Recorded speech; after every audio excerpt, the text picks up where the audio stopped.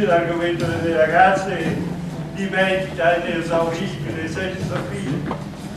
C'è chi racconta di quelle che ha avuto bambini, c'è quello che racconta di quelle che avrebbe avuto uno per vita sua, e c'è chi racconta, sia vero o no, storie che fanno fantasticare un po' tutti, come quella della Marietta dalla pelle dorata e i seni acuti, abbordata con ardore da un soldatino milanese al cappellino, o quella dell'impalpabile scia di profumo seguita per chilometri da un altro soldatino prima di incarnarsi nelle forme provocanti.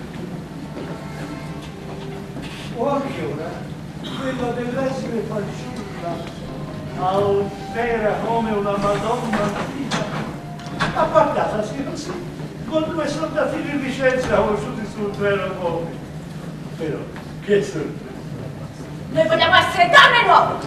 Se la crede di essere venuta a fare una cenatina, la si sbaglia, signorina. Noi siamo donne nuove e non vogliamo vivere né alla spalle della società né del marito, e tantomeno vogliamo raccogliere le briciole degli onori che spettano ai nostri padroni. Il tuo sogno di donna nuova non si potrà mai realizzare. Una donna non arriverà mai a vertici della scienza, dell'arte, dell'economia, tantomeno della politica.